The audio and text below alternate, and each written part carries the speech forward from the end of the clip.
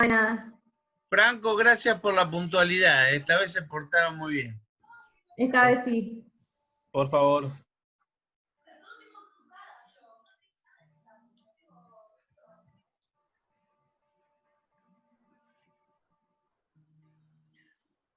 Bueno, De voy paso, buscando el... sí, de voy paso buscando... aprovecho y les Bueno, comento que el parcial va a ser igual en modelo multiple choice, con 10 preguntas. A diferencia del primer parcial, en esta ocasión van a tener media hora en vez de una hora, pero está evaluado que les tiene que igual sobrar el tiempo. Para que sepan, lo tengan presente.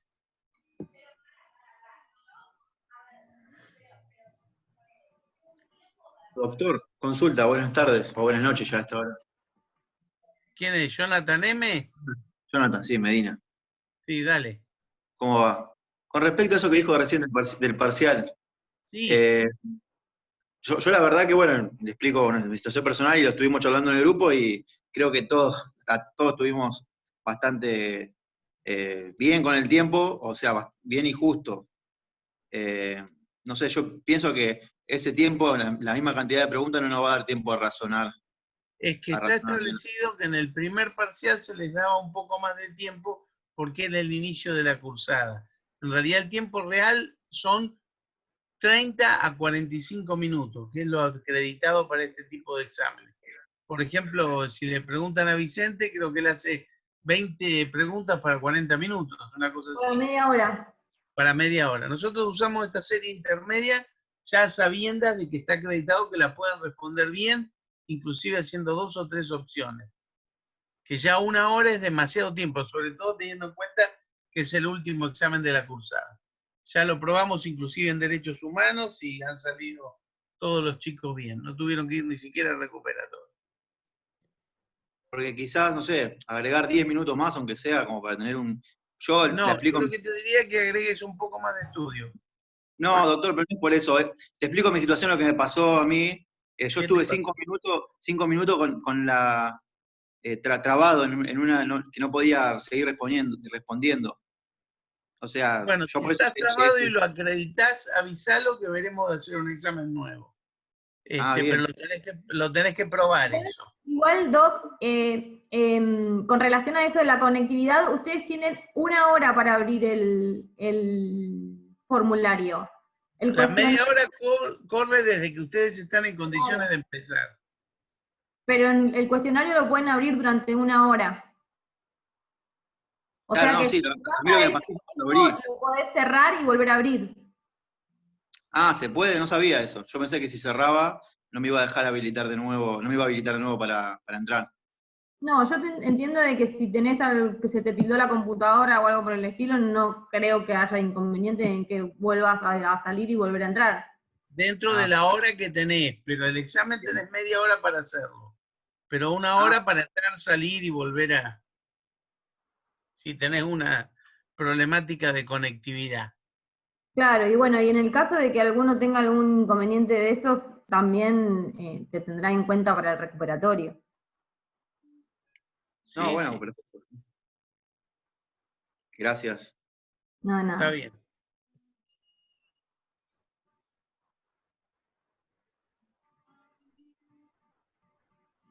Bueno, arrancamos entonces. Bueno, Si no como hay quieras otra poner duda. la filmina y arrancamos.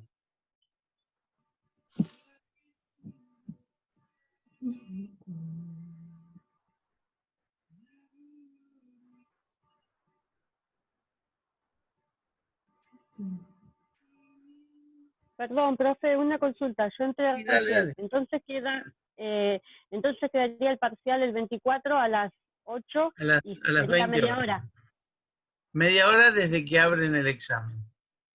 Ah, buenísimo. Muchas gracias.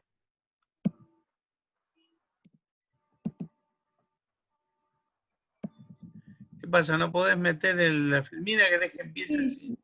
Ahí voy. No, si no empiezo sin la filmina, no hay problema. Ya estamos, Dale.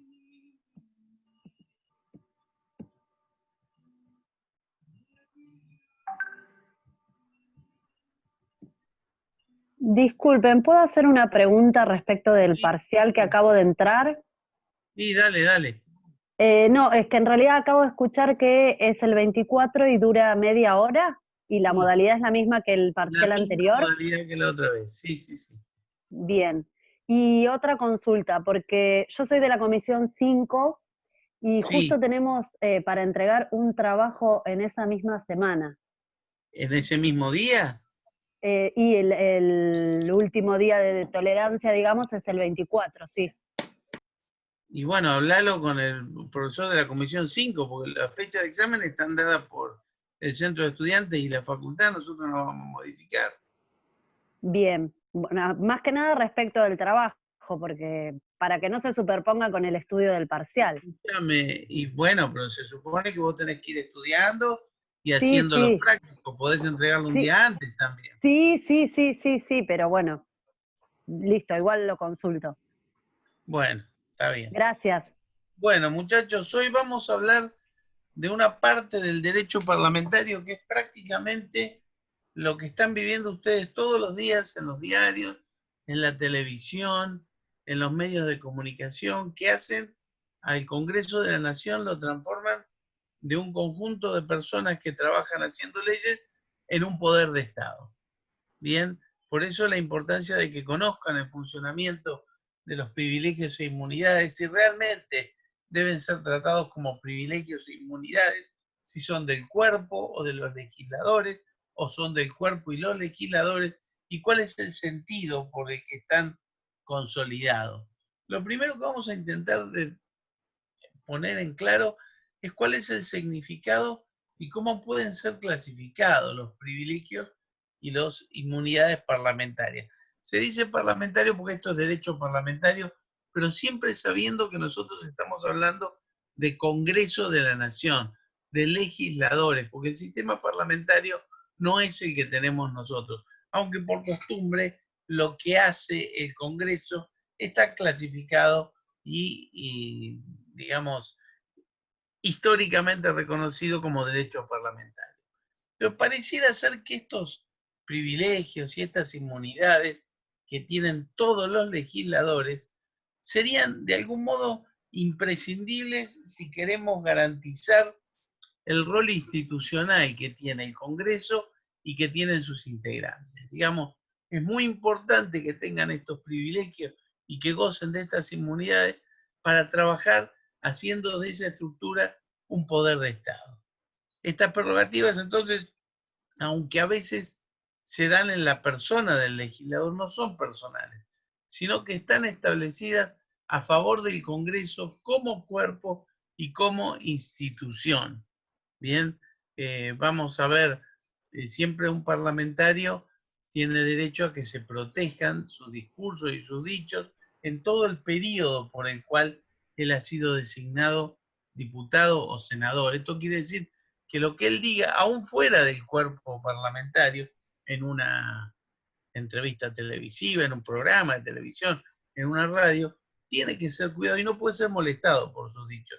Eso no quiere decir que si uno vive al lado de un parlamentario, vive al lado del diputado López o Pérez, y el día de la mañana uno se equivocó y agarró el diario de Pérez porque se equivocaron de puerta, no puede venir el diputado Pérez a decir, y la puta madre, usted es una porquería de persona que me sacó el diario. No tiene fuero para eso.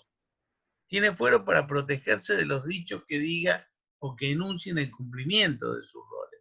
¿Su finalidad cuál es? Asegurar que tengan independencia y jerarquía y que funcione bien el cuerpo. O sea, no se concibe una Cámara de Diputados si el diputado no puede contar o decir en el cuerpo lo que le contaron, aunque él no lo haya podido probar.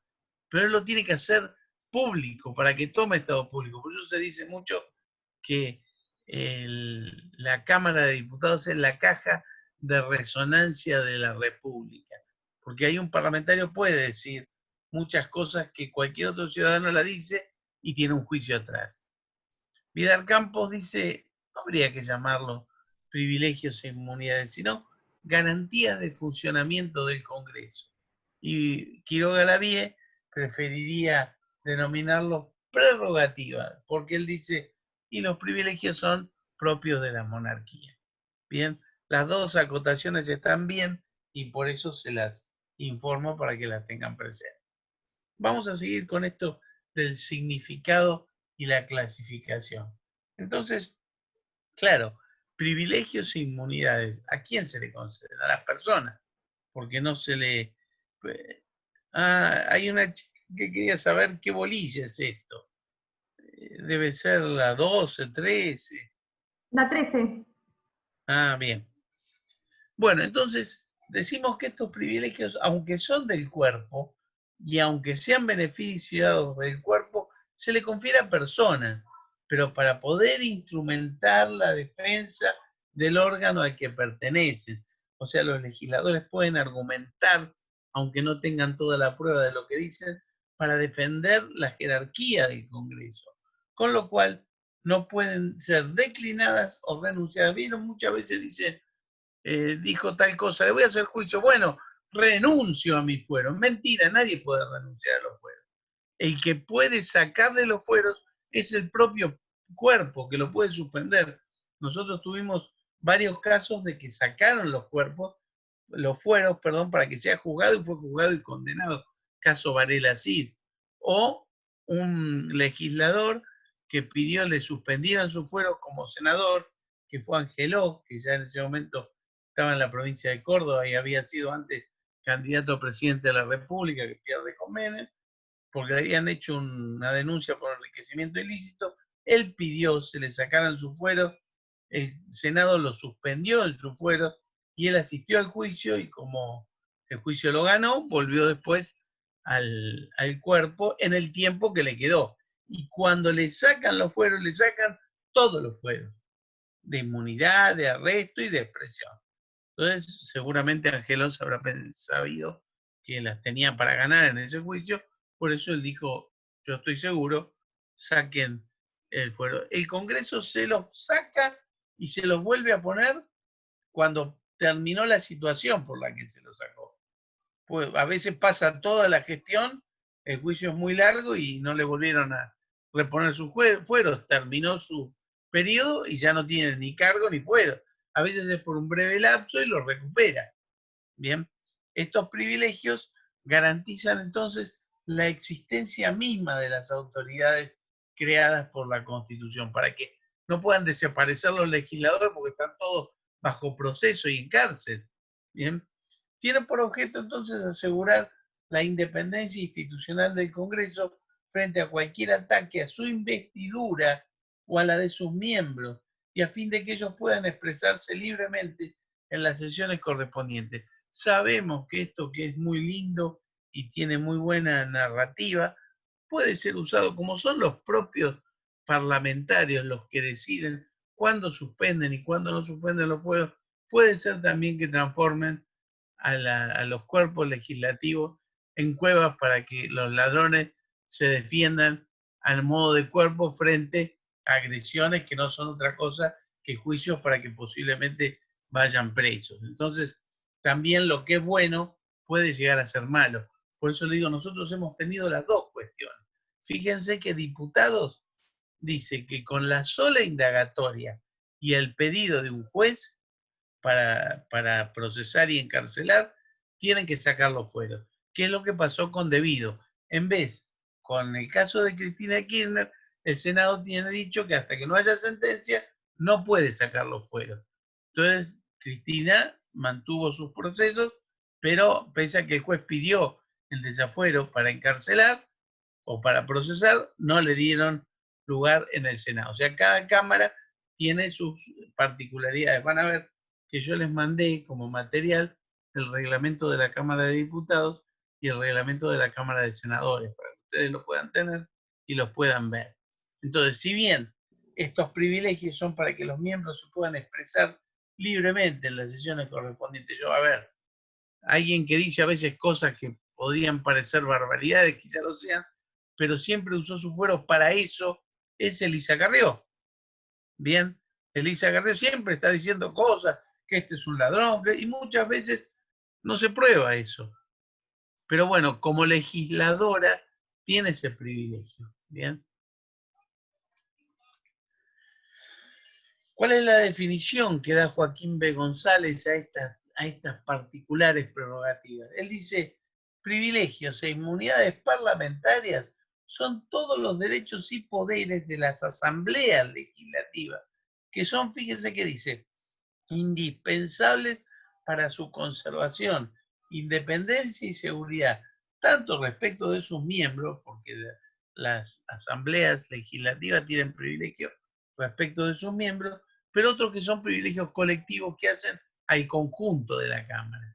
Su vigencia ni siquiera cede en estado de sitio, ¿bien? Porque imagínense que declaren el estado de sitio y encarcelen o procesen con encarcelamiento a legisladores. Esa sería una maniobra que no puede ser utilizada. Bien, por eso a veces cuando dicen en situación de esta emergencia, pasan para atrás, en situación de esta emergencia, no, a la que estábamos, ahí, listo. En situación de que en esta emergencia, ¿por qué el presidente no dictó estado de sitio? Porque la declaración de estado de sitio conlleva mayor gravedad que la declaración de emergencia, aunque esta declaración de emergencia tiene todas las objeciones que ustedes habrán visto por los medios. Entonces, clarito, la vigencia de los privilegios de los legisladores, que incluyen también los privilegios de los jueces y los fiscales, no ceden ni siquiera en estado de sitio. Por eso vean, cuando Ramos Padilla procesó a un fiscal que fue Stornelli, él podía procesarlo y podía citarlo en indagatoria. Lo que no podía hacer es encarcelarlo. Stornelli, como no había inmunidad de proceso, sino solo de arresto, estaba obligado a ir. Y ante la no ida, el juez lo declaró rebelde. Pero esa rebeldía puede cesar en el momento que Stornelli decide comparecer. Mientras tanto, será el propio Ministerio Público, igual que es la Cámara con cada legislador, el que decide si le quita esa inmunidad o se la mantiene, que hasta la fecha está mantenida. Ven ustedes entonces que tanto uno como otros casos se reflejan en los diarios y todos los días se están rehaciendo estas relaciones jurídicas. Ahora sí, yo les mandé un cuadrito que está en el libro y lo pueden ver también en esta filmina, que habla de las inmunidades y privilegios parlamentarios, que también las mencioné como garantías de funcionamiento del cuerpo, como lo enuncia Germán, o como habitualmente está en algunos otros libros, que pueden ser individuales o colectivos. Los privilegios o las garantías de funcionamiento individuales protegen. Sí, va a estar o ya está subido, no se preocupen. Protegen la inmunidad de opinión, la exención de arresto y la exención de proceso penal. Esto lo vamos a ver en qué casos y con qué características. Los colectivos son el juicio de las elecciones, que son los propios legisladores los que deciden cuando van a ver el ingreso de un nuevo senador, un nuevo diputado. Ya habrán visto ustedes que entre las sesiones están las preparatorias, y las sesiones preparatorias son aquellas en las que eligen autoridades y también le dan la bienvenida a los miembros nuevos y revisan sus credenciales para ver si están en condiciones de ingresar. Ese sería un privilegio colectivo. También dictar sus propios reglamentos, que ustedes ya van a tener en su poder, el reglamento de los diputados y el de los senadores. Otro, el poder disciplinario de las cámaras legislativas. Esto hay que verlo con cuidado porque hay ciertos delitos que son delitos vinculados al derecho parlamentario que están regulados en el Código Penal y son solo los jueces los que tienen que evaluarlo. Pero hay hechos menores que son contravenciones. Por ejemplo, se está desarrollando una sesión y uno que está de arriba le dice una maldición a un legislador que esté exponiendo. Entonces, para garantizar el orden, hay alguna posibilidad no de encarcelar, sino por ahí de arrestar hasta que termine la sesión y después liberarlo, lo que sería una modalidad infraccionaria. Y para cierta doctrina, un privilegio colectivo es la remuneración de los legisladores, que solo puede ser alterada en determinados casos que vamos a ver después. Vamos entonces a hablar un poquitito de los privilegios colectivos. El primero, ya les dije, es el que se llama el juicio de las elecciones.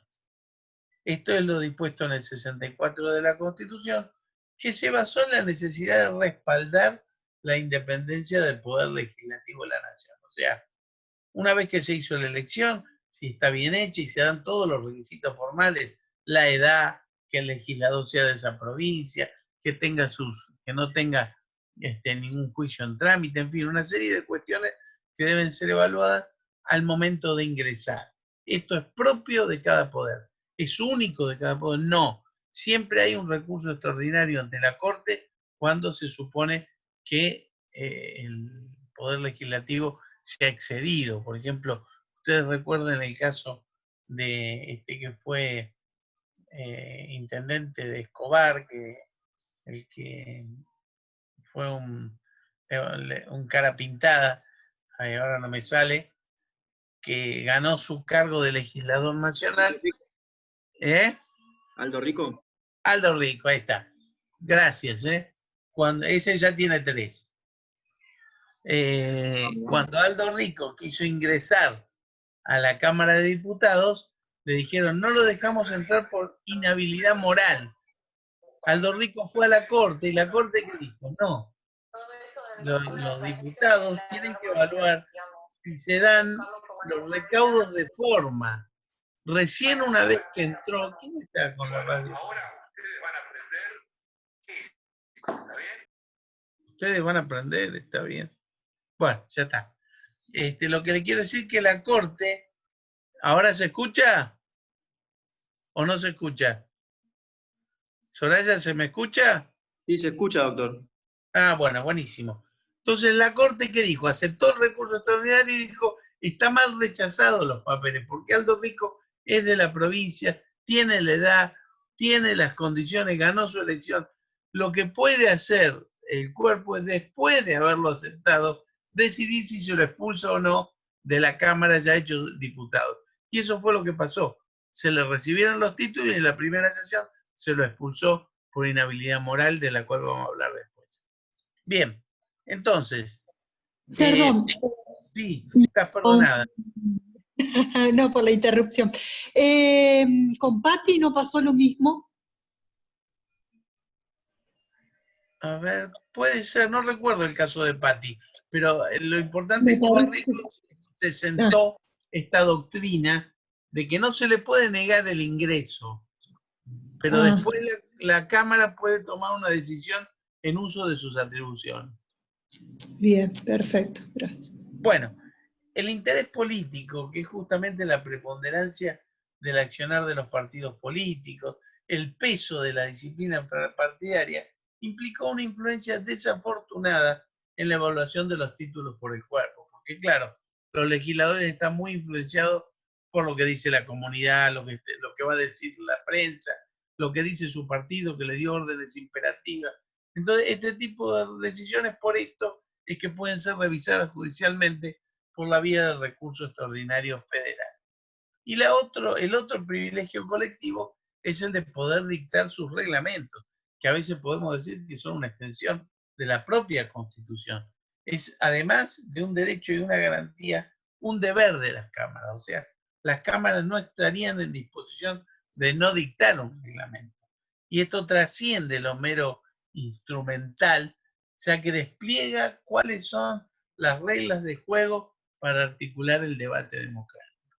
Se dice cuándo se toma la palabra, cuánto tiempo, quién la tiene, qué es un jefe de bloque, por qué son 15, por qué son 20 minutos, cuándo el presidente de la Cámara le puede cortar la palabra, cuándo no, si esa Cámara puede funcionar digitalmente o no. Yo recuerdo que hace muy poco la presidenta del Senado, la doctora Kirchner, le hizo una acción declarativa a la Corte para preguntarle si podían hacer el voto electrónico cuando no puedan estar presentes los legisladores. Y la Corte le dijo muy bien, no es competencia nuestra resolver esto. Después por detrás le dijo, pero ustedes lo pueden hacer solos. Pero ni era necesario que le digan nada, ya la Cámara de Diputados lo había intentado y hoy por hoy es posible hacer una sesión por vía telemática, igual que estamos nosotros dando nuestra clase. Vamos a seguir un poco con los privilegios colectivos. Acá tenemos lo que se llama el poder disciplinario de las cámaras legislativas, que puede ser ejercido frente a los propios miembros, pero también frente a terceros, que son ajenos al cuerpo.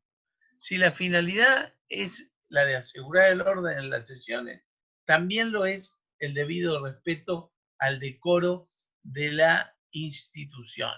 Hay 4 modos de ejercer este poder disciplinario. Primero, una corrección disciplinaria. Se le llama la atención al diputado tal para que no vuelva a dirigirse de este modo frente a sus colegas. Otra puede ser remoción por inhabilidad física o moral. Esto es el caso Rico Patti. Bien. Otra es la exclusión del cuerpo. Bueno, en esta sesión lo vamos a echar de la sesión. Porque usted dijo una barbaridad, porque se expresó mal respecto de la condición de la mujer, por lo que fuese.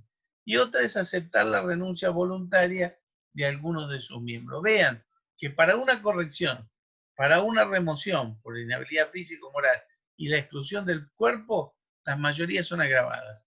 2/3 partes de esa Cámara, de los miembros presentes. Para aceptarle la renuncia es menor, mayoría absoluta, 1 más de la mitad de los que están presentes en esa sesión. Vamos a seguir con los privilegios colectivos. Yo me detengo acá en el caso de la inhabilidad moral, que es una carencia por parte del legislador de condiciones o aptitudes psicológicas para desempeñar su mandato. González Calderón dice, son moralmente inhábiles el demente o quien padece de un visible reblandecimiento cerebral. Esto en los tiempos aquellos. Ahora se habla de inhabilidad moral cuando uno se pronunció éticamente frente a cuestiones que prohíbe la Constitución, como la defensa del orden constitucional. En definitiva, cualquiera sea la decisión que el cuerpo adopte, tiene que guardar en todos los casos el respeto del debido proceso y el derecho de defensa en juicio del imputado. O sea, si quieren sacarlo por inhabilidad moral, antes de votar, el interesado tiene que tener derecho a defenderse con todos los elementos que tenga a su alcance. Si dice está demente, podrá pedir que el cuerpo médico oficial lo revise y que dé un dictamen, o traer a su médico de cabecera. Si le aducen un mal comportamiento, la posibilidad de refutarlo. La Constitución no contempla lo que llamamos suspensión provisoria. Alguno me decía, puede ser suspendido por un tiempo determinado, pero al menos en 2 oportunidades, Cambareda en el 88 y Varela Cid en el 95, y también Videgain, y también en el caso de Angelos, fueron todas suspensiones temporarias, que en algunos casos, como Varela Cid, fue definitiva porque terminó condenado. Vamos a ver cuando las facultades disciplinarias pueden ser ejercidas frente a terceros, son el público en general que asiste a las sesiones, lo que se llama la barra, que hoy está bastante contenido porque para entrar a una sesión, si bien es pública, hay que anunciarlo previamente, tiene que estar el visto bueno del cuerpo, o sea, se sabe perfectamente bien quiénes asisten, pero eso no quita que siempre la barra puede ponerse díscola o maledicente o lo que fuera. Puede haber entonces 3 situaciones. Primero, perturbar las sesiones. Está sesionando y yo, abucheo. Otro, desobediencia a las órdenes legítimas de la Cámara. Silencio, dice el presidente de la Cámara, que está exponiendo tal y no hacen silencio. Y otro es el desacato, que es un delito que fue suprimido, pero hoy se disimula con el poder de corrección. El desacato era antes faltar al respeto a un funcionario a quien uno le debe el respeto. Yo, por ejemplo, recuerdo que en el juzgado federal había un notificador que hoy falleció, que un día andaba por el centro totalmente borracho y se mete con el auto casi adentro de la comisaría primera, que está en Independencia. Cuando lo bajan del auto y se lo ponen frente al comisario, dice, pero usted mire lo que hizo. Y dice, bueno, pero yo soy empleado del Poder Judicial, que era en ese momento Eduardo Petillani, el juez federal de Mar del Plata. Ah, ¿y le parece que va a estar contento su juez si lo llaman a Petillani? Petillani dice, bueno, actúen conforme corresponda, rompió la comisaría, estaba borracho. Y cuando le cuentan, el funcionario dice, bueno, entonces Petrigliani que se vaya a la puta que lo parió. Entonces ahí se le generó un juicio por desacato. ¿Cómo terminó esto? Se sacó el delito y se salvó. Años después, cuando estaba por ser condenado por desacato, el delito se eliminó por una decisión de la Corte Interamericana de Derechos Humanos y se salvó. Pero eso para que tengan un ejemplo de cuándo procedería el desacato, o en este caso, cuando el presidente de la Cámara le dice a una persona que asistió, debe guardar silencio, entonces, ¿y vos por qué no te vas allá? Entonces le puede corregir, que no sería desacato, pero más o menos. ¿Cuál es el ámbito, entonces, que el Congreso se reserva para sí? O sea, ¿cuáles son los hechos que no son delito, como perturbación de las sesiones, que es el 241 del Código Penal? ¿Cuándo es menos que eso? Se descarta siempre el ámbito penal, pero se acepta una modalidad de poder represivo simbólico, implícito, por parte del Congreso en cuanto a hechos que importan tres cuestiones. Primero, alterar el orden de las sesiones, ofender la dignidad del cuerpo de sus miembros, y en estos casos se los puede arrestar. Generalmente, si se produce un arresto, será por el tiempo que dura la sesión y después lo libera. Por eso están los policías que están en la propia Cámara para cumplir esos roles. Vamos un poquito más con los colectivos. Vidal Campos dice que el único ámbito, es la que viene, ahí está, que el único ámbito de poder disciplinario que hoy le queda al Congreso es el de mantener el orden en las sesiones y el poder de aplicar sanciones cuando hubiera una ley previa que tipifique el acto y le diga al Congreso que tiene esa potestad, excluyéndola de los delitos penales. Ley que hoy no está. O sea, lo único que pueden hacer es intentar mantener el orden en las sesiones. ¿Qué pasa? Yo les dije que la remuneración también puede ser un privilegio colectivo. En realidad no es de hecho un privilegio parlamentario, es en definitiva un derecho que tiene el parlamentario a percibir su dieta. Es aceptable que los legisladores perciban una remuneración. Esto más que un privilegio es un derecho. Pero el reglamento de las cámaras acepta que se lo disminuya para el caso de incomparendo injustificado a las sesiones. Yo le dije que ir o no ir a la sesión para dar o no quórum, el quórum en la mayoría que se necesita para empezar a sesionar. A veces hay una minoría que jamás va a tener posibilidad de hacer prevalecer su ley. Por ejemplo, la Izquierda Unida. Pero a veces se necesita el de la Izquierda Unida para que se pueda empezar a sesionar para determinada ley. Entonces, ¿qué le dice la Izquierda Unida? Yo voy a la sesión, pero si cuando haces esta ley, este artículo me lo haces así. Entonces se negocia por ahí un artículo para la Izquierda Unida y la Izquierda Unida da quórum. Por ahí, si no hay ninguna negociación, la Izquierda Unida dice, entonces no vamos a dar quórum. Y están varios días sin permitir que la Cámara sesione. Si esto se extiende en el tiempo y ya pasa a ser una demora en legislar, ahí es donde la minoría que no puede reunirse puede tomar decisiones e intimar a la mayoría que no viene, y una de las posibilidades es recortarle el sueldo por cada día que no viene. Bien, vamos un poquito más. ¿Pasa eso en la práctica? ¿Cómo? ¿Pasa eso en la práctica? Pasó, a ver, cuando estaba Alfonsín de presidente, se había dispuesto, estaban por sancionar la ley de obras sindicales, que finalmente se sancionó por un voto en el Senado, y se había tomado la decisión de recortar salarios y entonces fuera. Así que no se llegó a poner en práctica, ¿no? No conozco un caso donde el recorte se hubiera hecho efectivo. O sea que esta pena es bastante interesante para los que no van.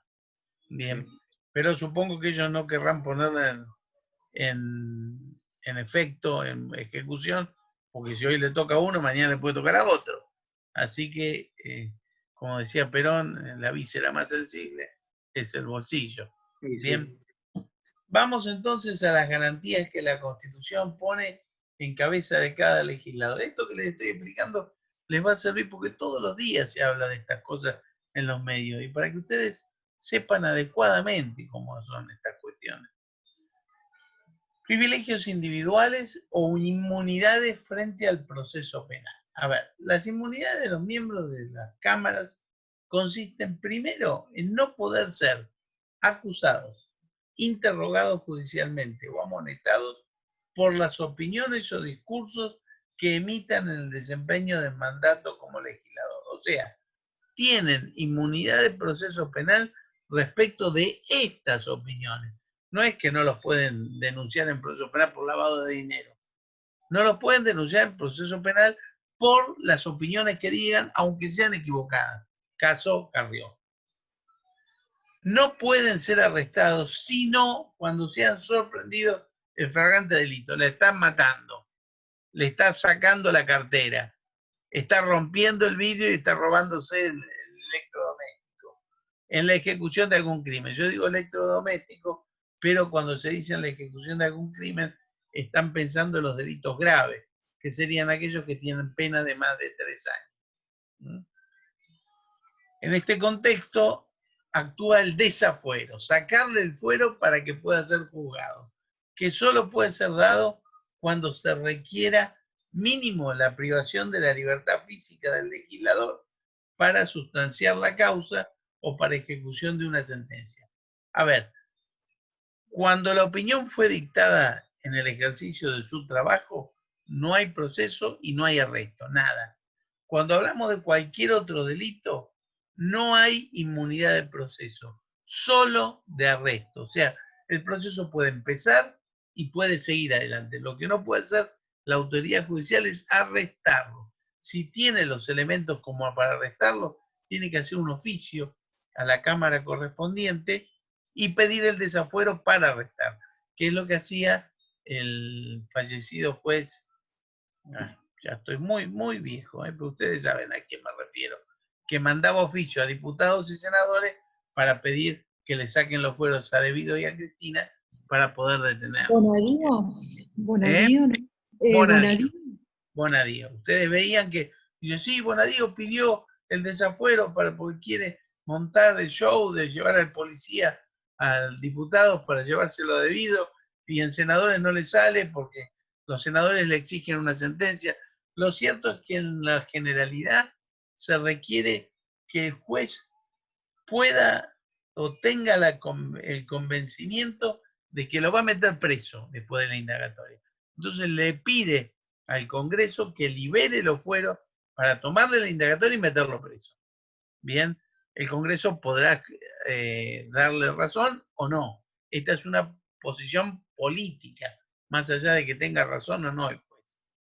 Con esto, si los delitos que son imputados al legislador no conllevan detención, por ejemplo, un delito que es menor, un accidente de tránsito, el legislador no se dio cuenta, pasó el semáforo en rojo y chocó contra otro auto y le quebró una pierna.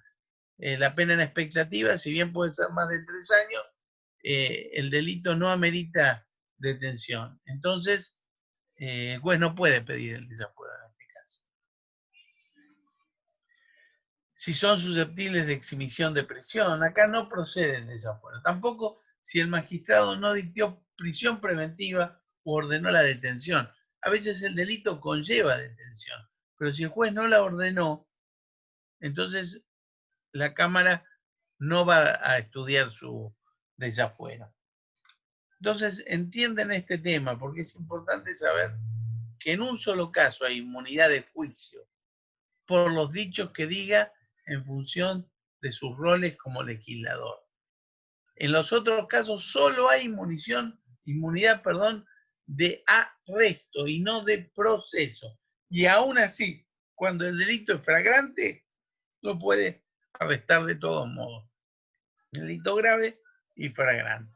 Vamos a ver la otra inmunidad, que es la inmunidad de opinión. No se concibe, dicen los autores, la existencia de un cuerpo legislativo que sea considerado como poder de Estado en la República sin que sus miembros estén amparados de vertir libremente sus opiniones. Esta es una libertad esencial para la vida de la República. Ustedes dirán, y a veces dicen cada cosa es cierto, porque los legisladores son una resultante de la sociedad que los elige. No puede haber excelentes legisladores en una sociedad que tiene un montón de vicios como corrupción o fragmentación social. Pero lo cierto es que tenemos los legisladores que tenemos y el rol del legislador va a modificarse, y cuando se modifique el rol de la sociedad, siempre tendremos el legislador que nos merecemos.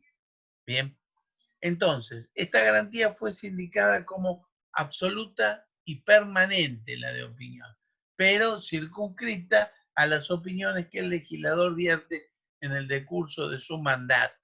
Por eso había algunas dudas cuando Lilita Carrió había dicho que Duhalde era el zar de la droga en la provincia de Buenos Aires, que ella lo dijo siendo legisladora, pero no estaba vinculado a un hecho como legisladora, por eso pudo ser llevada a juicio, ella se retractó y Duhalde quedó libre de cargo, y aparte en ese momento Duhalde también era legislador.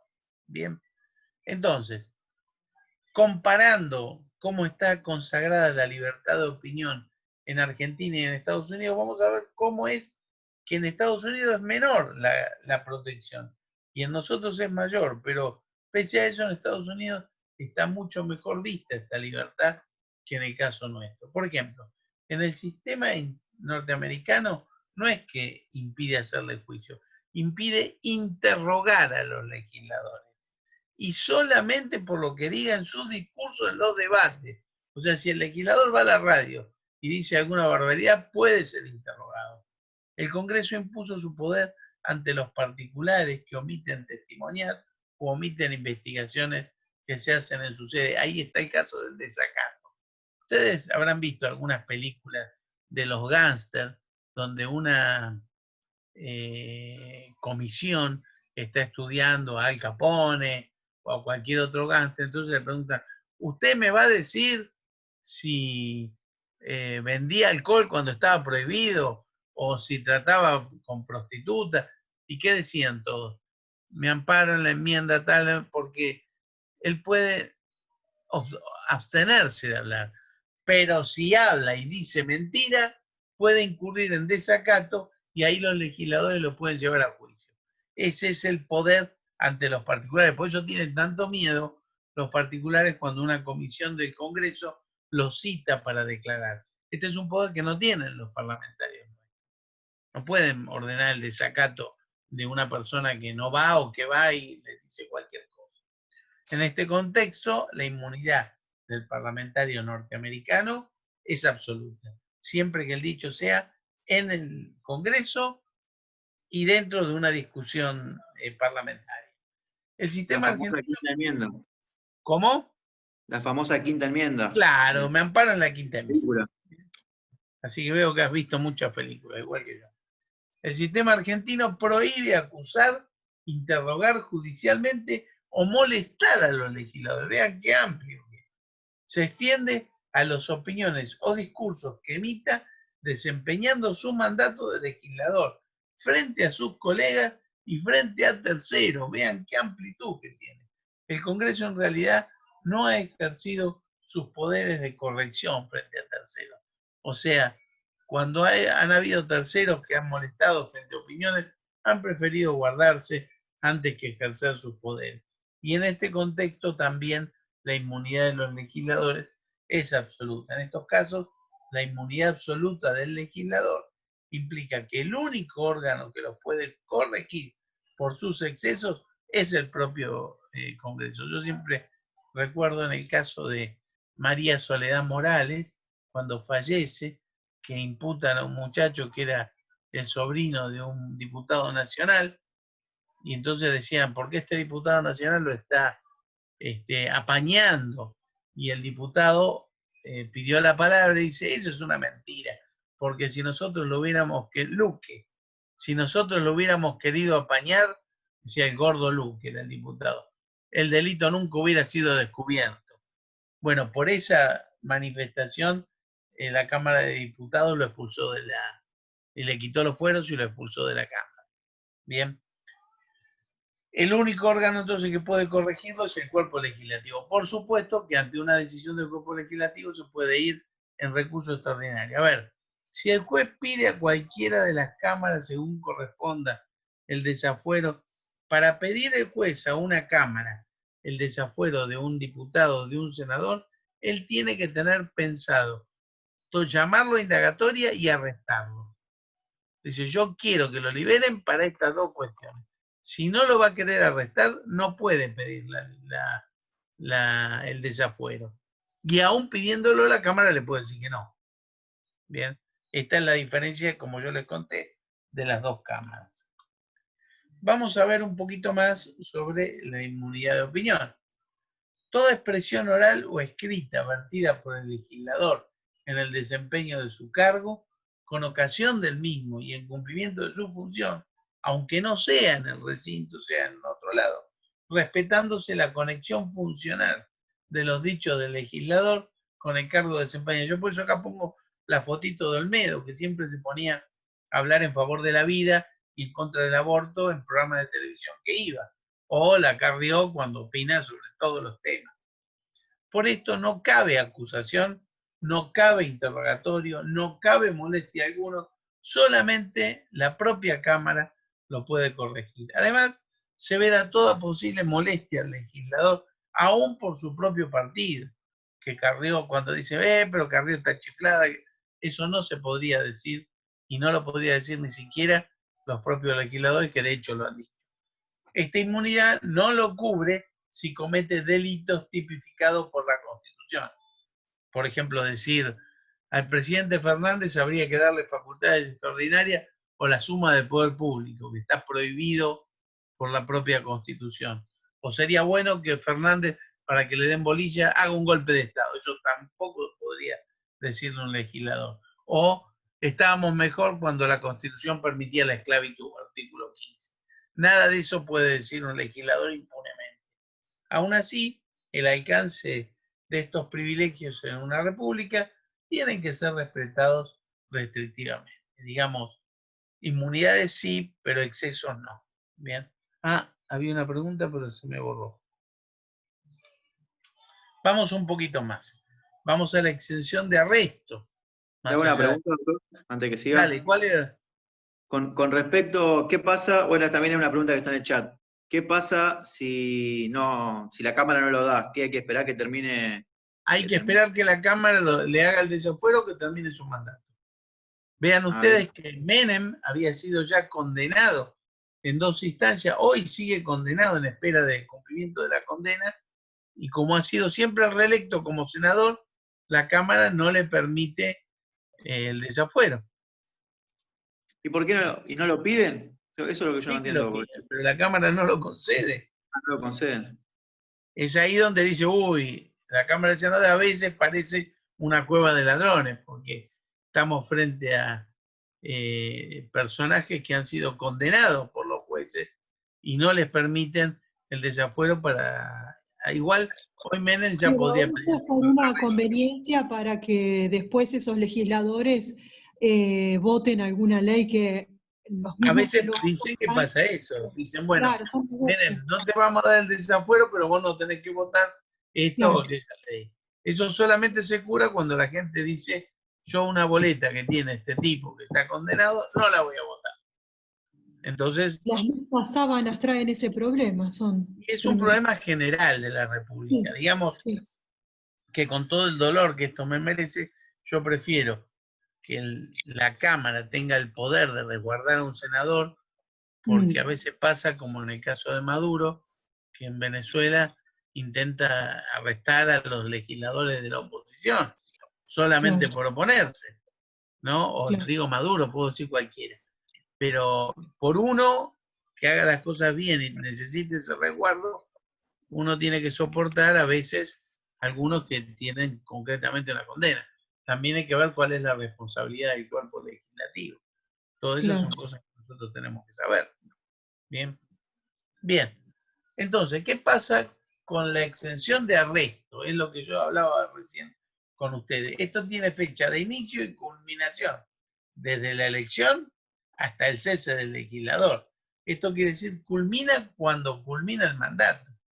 Y habla en forma expresa de inmunidad de detención o privación de la libertad corporal, porque no alcanza la inmunidad de proceso. Caso Menem. Menem tuvo todo su proceso y fue condenado.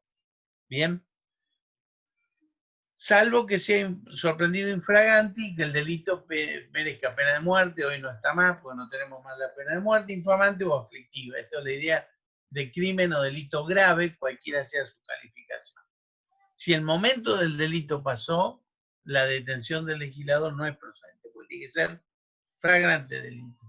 Aún en estos casos, el arresto será transitorio, porque el juez arresta a esta persona infragrante y lo tiene que poner en conocimiento del cuerpo legislativo para que le dé o no el desafuero. Este privilegio, entonces, no evita la acción de la justicia, sino que la demora. Bien, a veces la demora mucho tiempo. ¿Cuáles son los efectos, entonces, del desafuero? Principalmente, primero, se coloca al desaforado a disposición plena de la justicia. Se produce la suspensión de sus funciones como legislador a la resulta del juicio. Y la suspensión del acusado lo despoja de todas sus inmunidades, vetándole el ejercicio del cargo hasta la rehabilitación. Entonces, si lo desaforaron para este juicio, el tipo está frito. Va por la calle y comete otro delito, ya no tiene más privilegio. O no puede hacer manifestaciones como legislador, no tiene más inmunidad. Hay una ley que se llama la ley de fuero, que la pueden buscar en internet, que es la 25320, que reglamenta las inmunidades. Fue tachada de inconstitucional porque exige a los jueces, para hacer allanamientos o escuchas a legisladores, que le pida la autorización a la Cámara. Yo también creo que esto es inconstitucional. Salvo eso, la ley regula básicamente los fueros no solo de los legisladores, sino de los jueces y los fiscales. Bueno, creo que con esto tienen una visión más o menos. A ver, si lo agarran infraganti en un asesinato, hay que esperar el desafuero. El juez lo tiene que arrestar y comunicar a la Cámara para pedir el desafuero. Porque siempre es la Cámara la que finalmente da. Lo que pasa es que si yo soy juez, que trabajo como juez, lo arresto, comunico a la Cámara y le cuento a todos los medios. Lo sorprendimos infraganti. Entonces los medios van a hacer tal conflicto que yo les puedo asegurar que la Cámara lo va a liberar para que sea sometido a la justicia.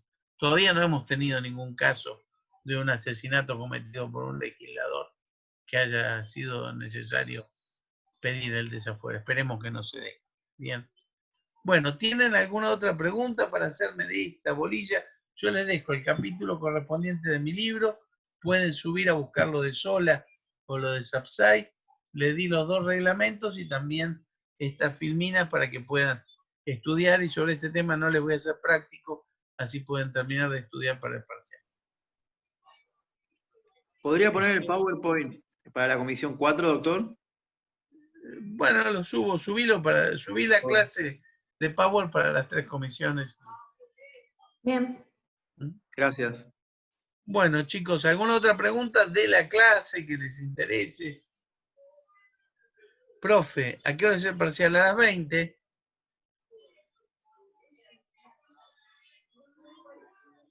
¿Nos va a alcanzar con media hora? Está probado que sí, que les tiene que sobrar. No tienen que estar preocupados. Pueden hacer hasta 2 o 3 intentos. Si tienen las cosas más o menos bien trabajadas, no van a tener problemas. Porque tampoco estamos trabajando parciales para jorobar a nadie, sino para evaluar la intensidad de su estudio. Vean que están aprobando la materia, tienen que tener una mínima dificultad, pero esto no quiere decir que va a ser imposible. Ya hemos hecho pruebas y ¿cuántas preguntas van a hacer? 10 preguntas con 5 opciones cada una. Y una sola verdadera. Profe, yo tengo una consulta. Dale. Además del caso de Menem, ¿usted considera que hay otro legislador que haya hecho uso y abuso de estos privilegios que tienen? Mirá, Varela sí, inclusive, ¿sabes por qué no te puedo hablar de otros casos no resueltos? Porque soy camarista federal. Y me puede siempre salpicar un caso, ¿te das cuenta? Entonces yo no puedo emitir opinión. Por eso siempre hablo de casos que ya han sido resueltos y que sentaron jurisprudencia. Porque mañana viene un diputado de vacaciones a Mar del Plata, mata a uno y vamos a tener que intervenir nosotros. O Claro. por conexidad o lo que fuera. Entonces yo prefiero que ese tipo de preguntas se le haga por ahí al doctor Blasi, que no está en el Poder Judicial, al doctor Lanza, o a alguno de los chicos que no están en el Poder Judicial. O por lo menos Claro, que no sí, son no se puede jueces. decir que tuvo, ¿eh? no se puede decir que tuvo una opinión previa de algo, está bien, entiendo. Claro, pero solo por eso. Por eso te hablo siempre de casos que ya fueron resueltos y ahí te doy mi opinión como docente, pero el caso ya fue resuelto por otra persona. Ajá. ¿Alguna otra pregunta para comprometerme? Muchas gracias. Profe, le hago una consulta. Dale.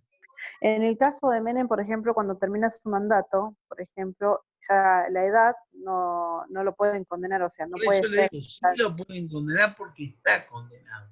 Claro, El sí, pero asunto no si él puede puede ser encarcelado. cumplir. Claro, Seguramente lo van a llevar preso y su abogado va a pedir la la prisión excarcelación. domiciliaria en razón de su edad. Claro, perfecto. Listo, Igual no gracias. sé si Menem va a aguantar otro periodo como senador, pero como los riojanos son duros de roer, capaz que lo vamos a tener por senado por muchos años. Ay, no, Dios quiere que no.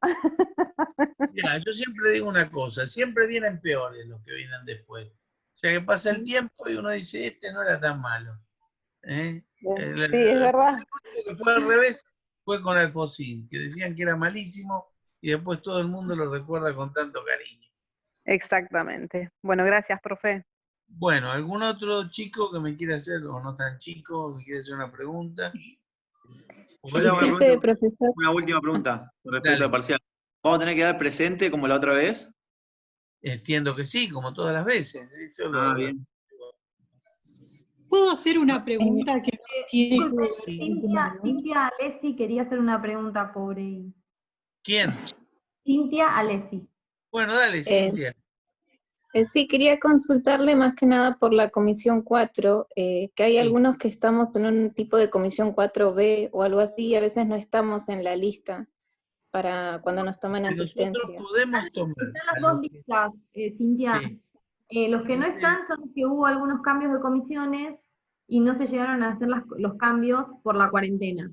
Pero los que están en el antiguo plan, que creo que es la B, o el nuevo plan es la B, no sé cuál es el B, pero hay una lista A y una lista B, así que queda tranquilo.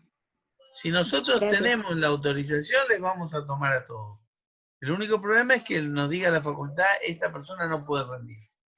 Entonces, aún cuando hubiera rendido, no le podemos validar la nota. Por eso le digo, chequeen bien si está en una lista A o B o C, o la facultad nos firma un papel diciendo que pueden rendir, nosotros le vamos a tomar.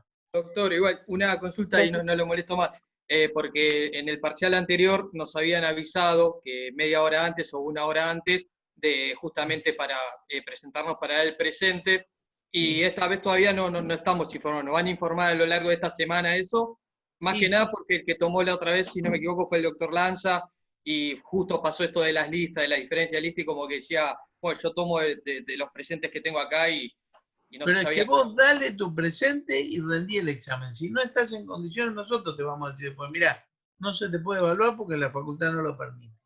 Está bien. Vos dale el presente y después hacer el examen. Está muy bien. Bien, ¿puedo hacer una pregunta que no tiene que ver con el tema de hoy? Sí, la señorita Alcatel. Sí, Teresa soy. Sobre el Consejo de la Magistratura. Sí.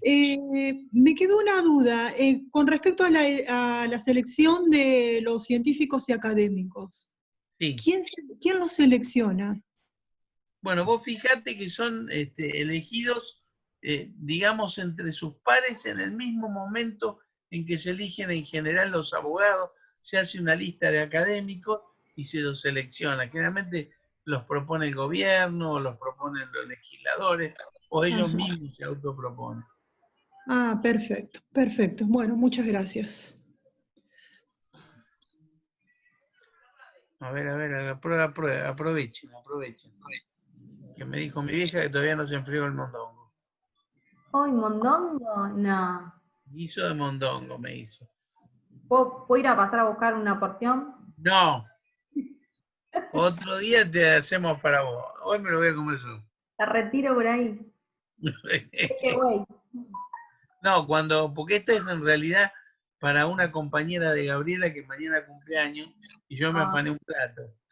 Pero después va a ser para mí, ese día te aviso. Ok. Bueno, muchachos, ¿alguna otra pregunta? Profe, los demás miembros de la Corte, ¿quién los elige? A todos los miembros de la Corte los elige el Poder Ejecutivo con acuerdo del Senado. No hay que hacer terna ahí. Propone el presidente, el Senado da el acuerdo, inmediatamente son miembros de la Corte.